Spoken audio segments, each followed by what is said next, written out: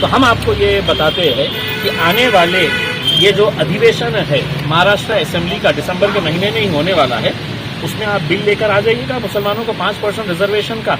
आप मुसलमानों को ये तोहफा दीजिएगा, हम आपको एक तोहफा देंगे कि हम ये ऐलान करेंगे कि हम महाराष्ट्र के अंदर ये महानगर पालिका और नगर पालिकाओं का इलेक्शन ही नहीं लड़ेंगे, आपके लिए खुला मैदान छोड़ डालेंगे।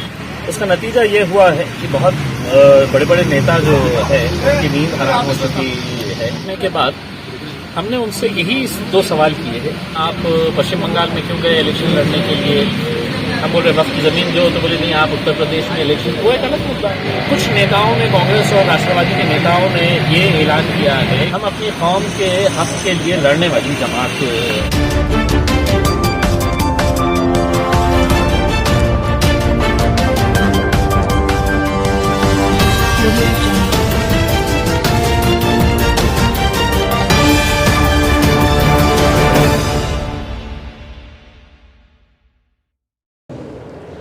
जो विंटर सेशन का अधिवेशन आ रहा है, अगर उसमें ये सरकार मुसलमानों को 5% रिजर्वेशन देने का एक्ट लाती है, फैसला करती है, तो मजलिस ये आने वाला इलेक्शन पूरे महाराष्ट्र के अंदर नहीं लड़ेगी। हम उनको तोहफे के तौर के ऊपर, तुम मुसलमानों को तोहफा देना, ये 5% रिजर्वेशन देकर हम तुमको तोहफा देंगे कि हम पूरे महाराष्ट्र के अंदर महानगर पालिका का चुनाव नहीं लड़ेंगे। और एक बार के लिए हम इनकी जबानें बंद कर देंगे जो ये कहते हैं कि हम सिर्फ सियासत करने के लिए आए हैं। मजलिस सियासत करने वाली जमात का नाम नहीं है, मजलिस खिदमत करने वाली जमात का नाम है, अपने कौम के लिए लड़ने का नाम मजलिस इत्तेहादुल मुस्लिमीन है। तो अगर आपको लगता है कि हम इसके ऊपर सियासत कर रहे हैं, तो आप हमारी सियासत बंद कर दीजिएगा। आपके हाथ में है हमारी सियासत बंद करना। और अगर आप नहीं करेंगे, अगर इस अधिवेशन के अंदर नहीं लेकर आएंगे, तो जिस तरह असदुद्दीन अवैसी साहब ने मुंबई के अंदर ऐलान किया है, आने वाले मुंबई के जो विंटर सेशन है वहां पर भी मोर्चा निकाला जाएगा, भव्य मोर्चा निकाला जाएगा और तीव्र आंदोलन। आप इसको इस ताल्लुक से पूरे महाराष्ट्र के अंदर हम ये आंदोलन चलाएंगे। इस फिल्म के अंदर आपने महज कुछ 8-10 लोगों को ही देखे हैं, ये फिल्म और बढ़ेगी। अभी ये फिल्म के अंदर उन लोगों की भी जबानी आएगी जिन लोगों ने किस तरह से लड़े थे। उसमें शायद फिर शरद पवार साहब भी हो सकते हैं, उसमें और बहुत सारे नेता हो सकते हैं जो उस वक्त मुसलमानों के ताल्लुक से कितने हमदर्दी जताते थे और आज उनका रवैया मुसलमानों के ताल्लुक से क्या है करके। तो यही आप लोगों से बात करना था। मैं आप तमाम लोगों का शुक्रिया अदा करता हूँ और इस मौके के ऊपर महाराष्ट्र की पुलिस का भी तहे दिल से शुक्रिया अदा करता हूँ कि उन्होंने हमारे इस पूरे सफर के दौरान, ठीक है, उन्होंने अपना काम किए, उनकी ड्यूटी थी। हमने भी बहुत अच्छे तरीके से उनको वादा किया था कि कहीं पर भी कोई भी ऐसी हरकत नहीं होगी कि जिसकी वजह से लोगों को तकलीफ होगी और पुलिस को तकलीफ होगी। हम अपने वादे के ऊपर खड़े रहे। तो हम महाराष्ट्र के जितने भी मजलिस के नौजवान साथी हमारे कोने कोने से आए थे, मैं उन लोगों का भी तहे दिल से शुक्रिया अदा करता हूँ और सिर्फ इतना बताना चाहता था कि ये सिर्फ एक आगाज था, ये सिर्फ एक शुरुआत थी। अभी आगे और भी बहुत लंबी लड़ाई लड़ना है और इसके अंदर हम सब मिलकर साथ में लड़ेंगे।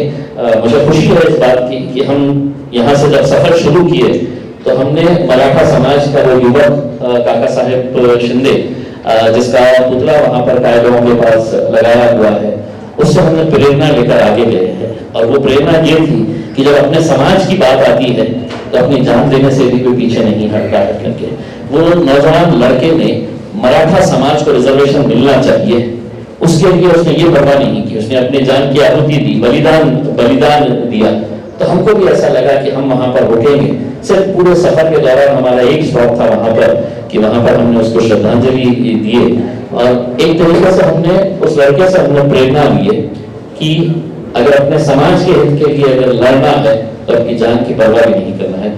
तो इसके बाद आप लोगों के जो भी सवाल है आप पूछ सकते हैं, एक एक करके हाथ उठा के अगर पूछेंगे तो मेरे हिसाब से मेरे लिए भी जरा आसानी हो जाएगी उसके अंदर। शुक्रिया। बोलिए। जैसा कि आपने कहा कि काका साहब शिंदे से आपने प्रेरणा ली, तो इसका दूसरा मतलब ये हो रहा है कि रिजर्वेशन के लिए मुसलमानों को जान की बाजी लगाना चाहिए। देखिए, काका साहब शिंदे के लिए हम इस वजह से गए थे कि हमने मराठा रिजर्वेशन के ताल्लुक से पूरे महाराष्ट्र के अंदर जो मोर्चे निकाले गए थे उससे भी हमने प्रेरणा ली है। और ये प्रेरणा ली है कि जब सड़क के ऊपर पूरा मराठा समाज उतरा कि मेरे समाज को रिजर्वेशन मिलना चाहिए, तो उसमें है तो कई सारे शिवसेना के मराठा थे, भाजपा के मराठा थे, कांग्रेस के मराठा थे, एनसीपी के मराठा थे, सभी राजनीतिक दलों के मराठा बोलकर वहां पे उतरे थे। लेकिन जब हम उतरे हैं इस लड़ाई के अंदर, तो सिर्फ मजलिस इत्तेहाद और मुस्लिमीन उतरी है यहाँ पर। तो कहाँ है वो कांग्रेस के मुसलमान, कहाँ है वो राष्ट्रवादी के मुसलमान? क्या तुमको सिर्फ उनके दर्जे चाटने की पड़ी है? तुमको सिर्फ अपने छोटे दर्जे चाहिए उससे? खौन के लिए तुम कभी भी समाज के लिए आ नहीं सकते। हमने रिटर्न के अंदर उनको पत्र दिए और आजिज़ी की उनसे, हमने विनती की है उनसे कि आप लोग भी आइए, इसके अंदर शामिल होइएगा करके एक मरतबा। लेकिन किसी ने भी इसका कहीं पर भी कोई प्रतिसाद नहीं दिया कि हम भी आना चाहते हैं एक मुद्दे के ऊपर। तो हमारा ये कहना है कि अगर आगे लड़ाई होगी तो हम बहुत तेजी के साथ इसको आगे लेके जाएंगे और लड़ेंगे पूरी ताकद के साथ। माझे दोन प्रश्न आहेत तुम्हाला। तुम्ही म्हणालात, नसीम खान म्हणाले की आम्ही राजकारणासाठी करतोय, तर त्यांचं म्हणण्याचा असा हेतू आहे का की मुंबई इलेक्शन समोर आलं आहे, महानगरपालिका मुंबई किंवा औरंगाबाद, तर हे डोळ्यासमोर ठेवून तुम्ही करतात असं तुम्हाला म्हणायचं आहे का, त्यांना म्हणायचं आहे का? आणि दुसरं म्हणजे या क्लिप आम्ही पाहिली ती अतिशय चांगली बी आहे, पण त्यामध्ये तुम्ही बोलता नाहीत। आता विद्यमान 2 वर्ष झाली, तुमचेही तर आमदार आहेत, ते वारंवार काय त्या प्रश्नावर भूमिका घेतात हे मी तुम्हाला विचारायचं। दुसरं म्हणजे तुमचं पुढे आता काय असणार आहे, तुम्ही काय?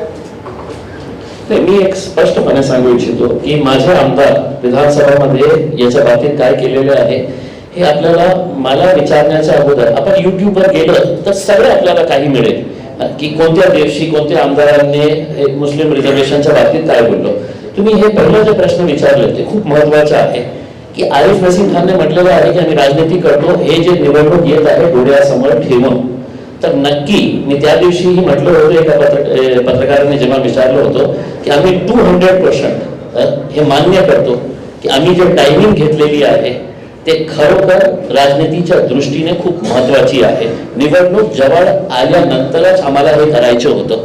का करायचं होतं आता हे पण समजून घेण्याची आवश्यकता आहे की निवडणूक आल्यावर पुन्हा तो शरद पवार साहेब रोशन गेटमध्ये सभा घेणार, तोच काँग्रेसची एखादी गोष्ट आहे, म्हणजे आपल्याला याचा पत्रकार नाही माहित असेल तर मतलब हे आश्चर्य आहे, पण त्या मोर्चाला फंडिंग कोणी केली होती आणि त्याच्या मागे कोणकोणते पुढारी होते ते सगळ्यांना माहित आहे।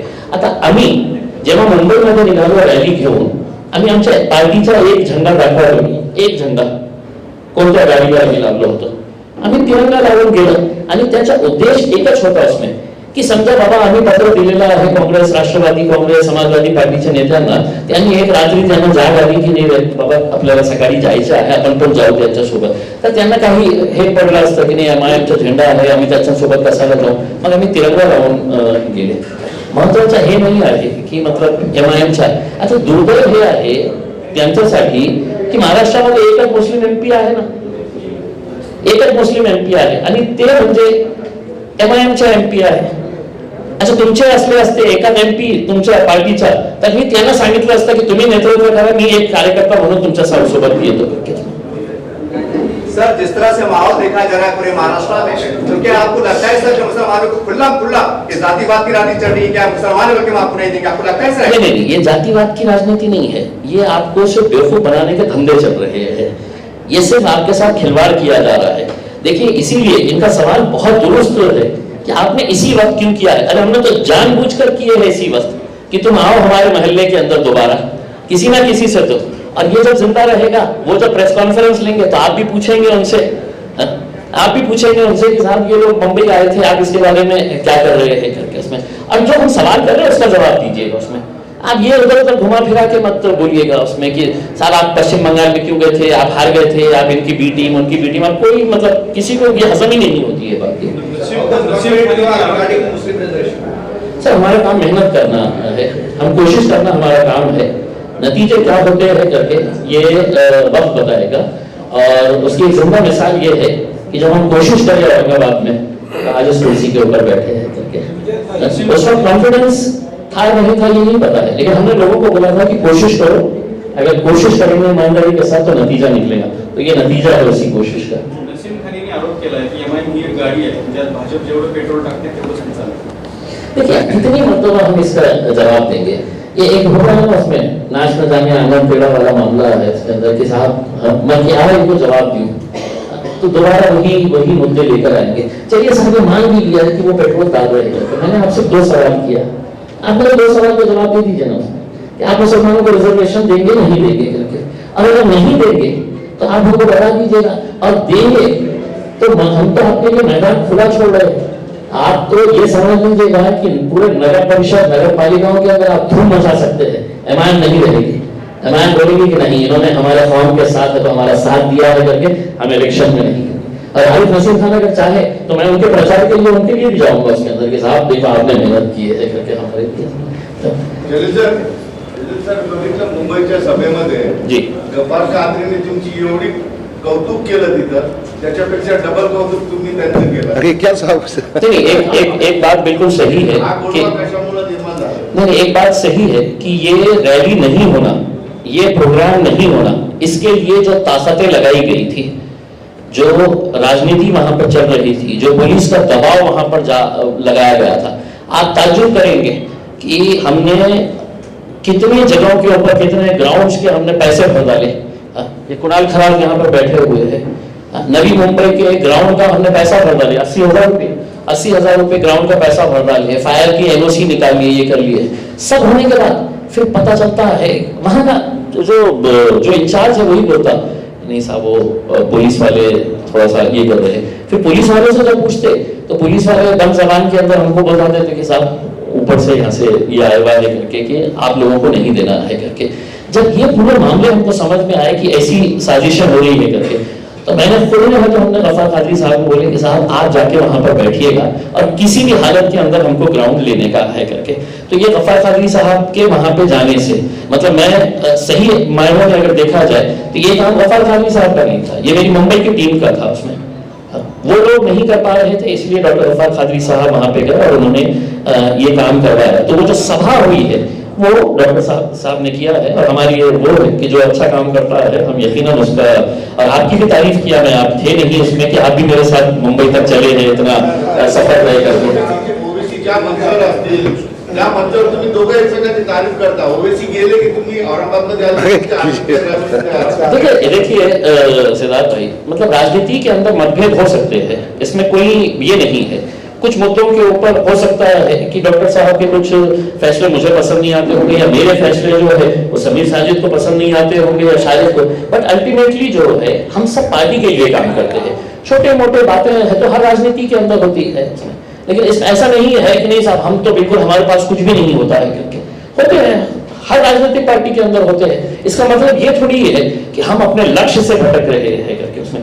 तो ये हमारा मुद्दा नहीं है कि मतलब और आप कितनी भी कोशिश कर ले मजलिस टूटने वाली नहीं है, हम पूरी ताकत के साथ खड़े रहेंगे उसके अंदर। हम सब की जिम्मेदारी है और इंशाल्लाह वैसे ही होता है, होता रहेगा और होता है। आप इसके साथ के बसागे को जरा हवा मत कीजिए। आप भी बाहर आने मत देना, उसको कोई देखेगा। हो गया एक सेकंड, अच्छा एक सेकंड, जिसका हो गया हाँ बोलिए।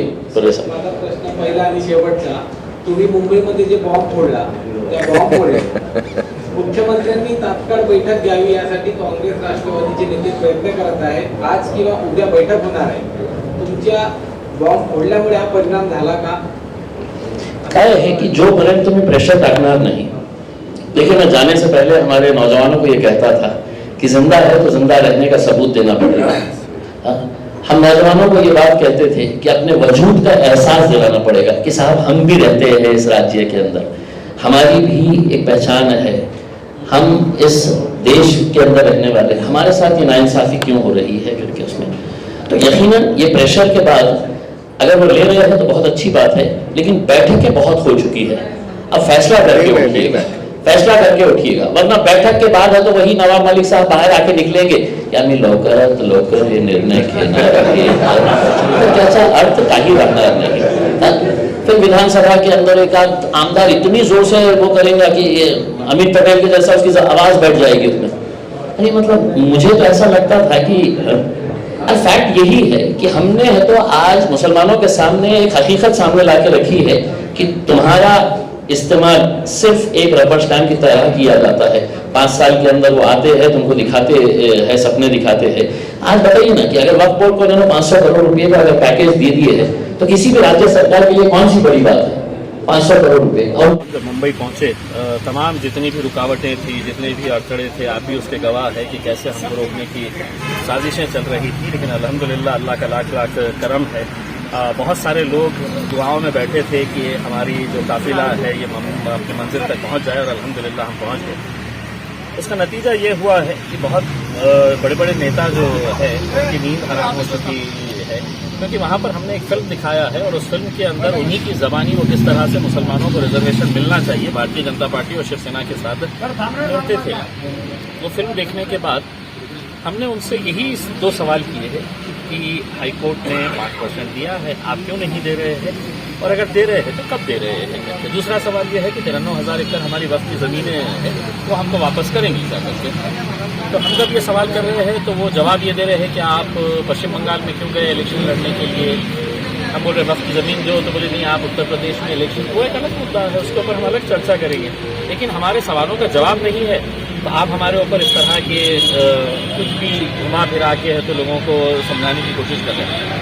कुछ नेताओं ने, कांग्रेस और राष्ट्रवादी के नेताओं ने ये ऐलान किया है कि हमने आने वाला जो इलेक्शन है नगर पालिका महानगर पालिकाओं का महाराष्ट्र के अंदर, उसको देखते हुए उसके मद्देनज़र हमने ये इस तरह का ये आंदोलन हमने शुरू किया है ताकि हमारी पार्टी को फ़ायदा हो सके। मजलिस इत्तेहादुल मुस्लिमीन महज एक सियासी जमात नहीं है कि हम सिर्फ इलेक्शन लड़ते हैं, हम अपनी कौम के हक़ के लिए लड़ने वाली जमात है। हमारे लिए इलेक्शन दूसरे नंबर के ऊपर आता है।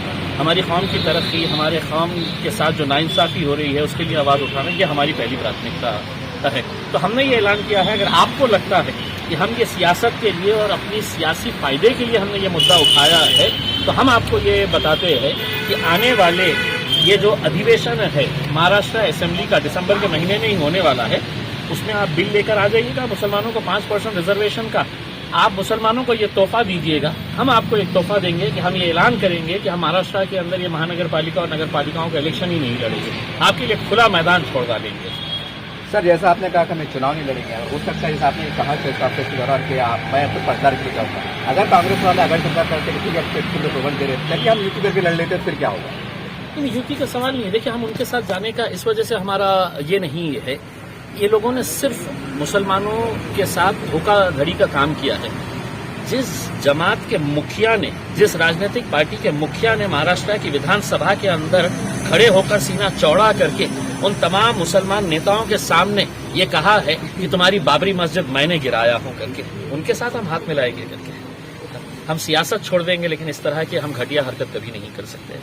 सर आने वाले सियासी माहौल है महाराष्ट्र में बहुत गर्माने वाला है, एक मुसलमानों के अवेयरनेस के लिए बेहतर के क्या पैगाम देना चाहिए कि कम से कम सियासत को समझो और अपने अधिकार को समझो। देखिए, हमारा यही कहना है, हमने बहुत हाथ जोड़कर ये आजिजी के साथ है तो तमाम राजनीतिक पार्टी के नेताओं को, चाहे वो छोटा नेता हो या बड़ा नेता हो या वो भी नेता हो जो अपने आप को बड़ा समझता है कुछ नहीं, उनको भी हमने दावत दिए थे कि आइए आप आके हमारे साथ है तो इस मोर्चे में शामिल होइएगा, मुसलमान बनकर आइएगा, मुसलमानों की आवाज़ के लिए लड़िएगा। लेकिन कोई आया नहीं है। दरअसल क्या है, इन्हें इज्जत रास नहीं आती है। हमने इज्जत से बुलाया था, जब इज्जत से नहीं आए हैं तो हमने सोचे हैं कि चलिए मुंबई जाके इनको उधेड़ा ही जाएगा। तो उधेड़ क्या है।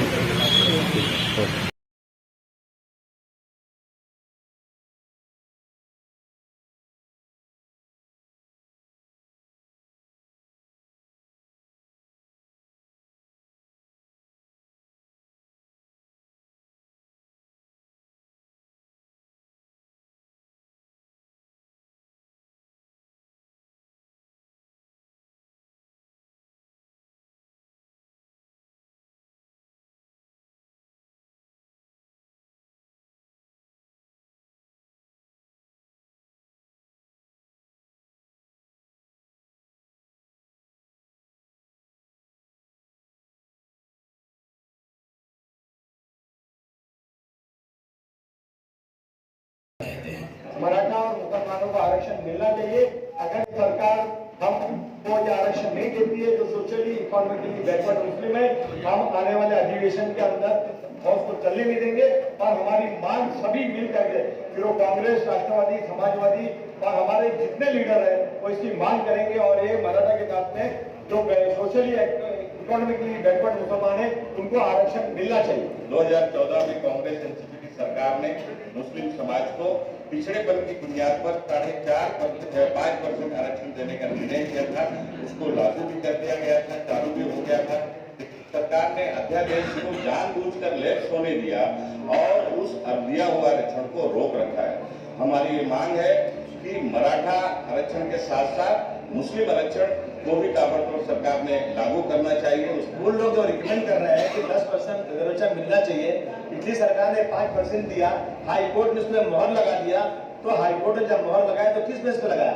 ये कोई धर्म के आधार पर नहीं, बल्कि पिछड़ेपन के आधार पर समाज के वो लोग जिनके पास जो पिछड़ेपन के लोग हैं, जिनको हक नहीं मिल रहा है, उस आधार पर ये मांगा गया है और बहुत सारे स्टेट में इसी आधार पर रिजर्वेशन मिला हुआ है। टीवी चैनल्स में बहस के दौरान शिवसेना और कांग्रेस के साबिक वजीर आला पृथ्वीराज चौहान और मजलिस इत्तेहादुल मुस्लिमीन के रुकन पार्लियामेंट इम्तियाज जलील। डेटा ये कहता है कि मुसलमानों की एनुअल इनकम इतनी है, फैमिली इनकम इतनी है, झोपड़पट्टियों में कितने रहते हैं, कच्चे घरों में कितने रहते हैं। अगर ये डेटा के बेसिस के ऊपर अगर आप मराठास को दे रहे हैं तो मुसलमानों को नहीं देने की वजह क्या है? Very strong logic in giving 5% reservation to the certain Muslim community. The current government can add a few, subtract a few. Congress रुकन parliament Hussain Dalwai press conference से मुस्लिम रिजर्वेशन का मुतालबा करते हुए कि मुस्लिम समाज बड़े पैमाने पे शिक्षा में पिछड़ा है, उसकी हालत बहुत बुरी है। तो अगर महाराष्ट्र सरकार चाहे तो उनको आरक्षण दे सके शिक्षा में। अभी जो डिसीजन लिया गया उसमें 5% मुसलमानों को आरक्षण देने के बारे में अखिलेश सरकार ने, कांग्रेस सरकार ने जो डिसीजन लिया था, तो क्यों नहीं सरकार करती? सरकार हमेशा मुसलमानों को के ऊपर नाइंसाफी क्यों करते हैं और उनको टारगेट क्यों करते हैं? सारे जो लीडर हैं, हमारे एमएलए है, एमपीज है, सब लोगों ने ये सवाल उठाना चाहिए और कांग्रेस पार्टी से हम। असेंबली में कांग्रेस और एनसीपी ने मुस्लिम रिजर्वेशन का मुतालबा किया। 5% आरक्षण मुस्लिम समाज को लोकशाही आघाड़ी सरकार ने दिया, 16% आरक्षण मराठा समाज को मिला। खास करके जो मुसलमानों को 10% एजुकेशन और गवर्नमेंट सर्विस में मिलना चाहिए। आपके माध्यम से मेरी मुख्यमंत्री जी से गुजारिश है कि 14 तारीख को ये सेशन खत्म होने से पहले ये निर्णय लेके 10% जो माइनॉरिटी मुसलमानों को रिजर्वेशन देना चाहिए। मुसलमान समाज के अंदर सोशली इकोनॉमिकली बैकवर्ड है, उनको आरक्षण देने के लिए घोषणा हुई थी। मुंबई हाईकोर्ट ने इसको मान्यता दी। वास्तविक आरक्षण मात्र सरकारनं शिक्षणावर आरक्षण मुस्लिम समाजाच्या मुलांना दिलं आणि त्याच्यामध्ये मागणी उत्तर झालं ते मागणी केलं। काही मराठा आरक्षण देण्यासंदर्भात रस्ते किती वेळा, आता त्यानंतर सरकार काय कारवाई करते त्याचे मोर्चे निघाले, दाखल कमिटी स्थापन झाले, तो काय निर्णय ठेवला त्याच्यामुळे। कांग्रेस के साबिक रियासती सदर मानिक राव ठाकरे रिजर्वेशन की हिमायत करते हुए टीवी चैनल पर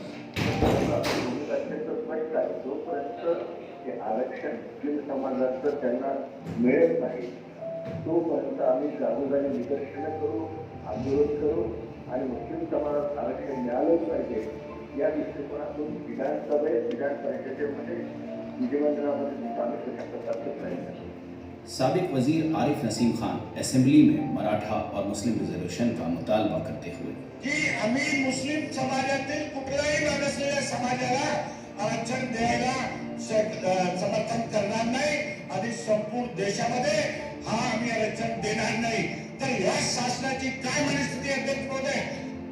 एनसीपी के वजीर मुंडे मुस्लिम रिजर्वेशन का मुतालबा करते हुए की या मुस्लिम आरक्षणाच्या बाबतीत जे शैक्षणिक आरक्षण धरलेले ते ग्राह्य कोर्टाने दिलेले आणि कोर्टाच्या आदेशामध्ये 78 क्रमांकाच्या पॅरेग्राफमध्ये स्पष्ट उल्लेख आहे की हे जे मुस्लिम समाजाला आरक्षण दिलेलं गेलेलं आहे ते अतिशय चांगली गोष्ट। या आरक्षणामुळे मुस्लिम समाजातील तरुण तरुणी मुख्य प्रवाहात येतील।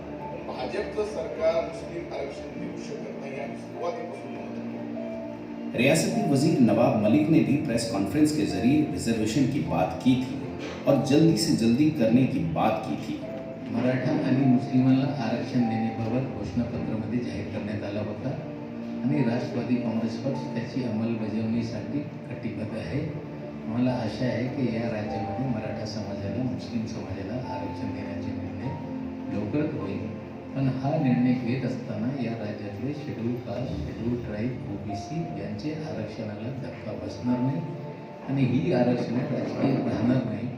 नुसतं शिक्षणासाठी आणि नोकऱ्यासाठी हे आरक्षण देण्यात येईल, कारण हे दोन्ही समाज पण इतर समाजासारखा मागासलेला आहे आणि त्या धर्तीवर या दोघं समाजाला आरक्षण देण्याबाबतचा निर्णय मला लवकर अपेक्षित आहे. रियासती वजीर जितेंद्र आव्हाड ने भी मराठा समाज के साथ साथ मुस्लिम रिजर्वेशन की बात की थी. अपने हक और अधिकार के लिए मराठाओं ने अपनी जो ताकत दिखाई है उसका अनुकरण करके मुसलमानों ने अपने हक और अधिकार के लिए 7 तारीख को 2 बजे मोर्चा में शामिल होना चाहिए. ये लड़ाई मेरी नहीं है, ये लड़ाई तुम्हारी नहीं है, हम सबकी है. जहाँ जहाँ शोषण होता है, जहाँ जहाँ समाज पिछड़ा हुआ होता है, उनको ताकत दिखा के सरकार से कुछ लेना पड़ता है. हमारा तो हक और अधिकार है. रिपोर्ट ने हमें 5% का रिजर्वेशन दिया था जो सरकार ने छीन लिया है. हमारे दस्तरखान को हाथ लगाने की हिम्मत ये सरकार ने दिखाई है. क्या हम अपनी ताकत उनको नहीं दिखाएंगे?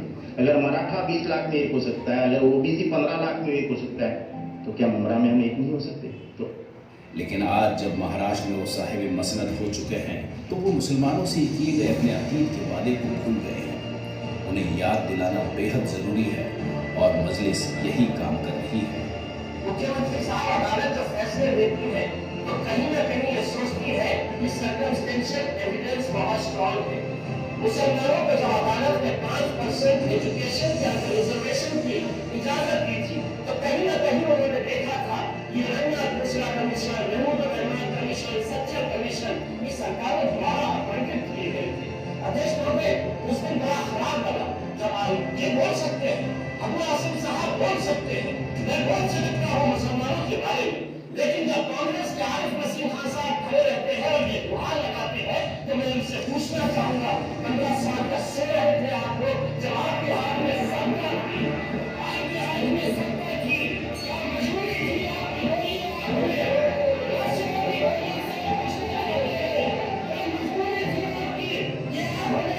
आज किस मुंह से आप मांग रहे हैं? आप ये सिर्फ मुसलमानों से रिश्ता साधने करना चाहता है कि हम चले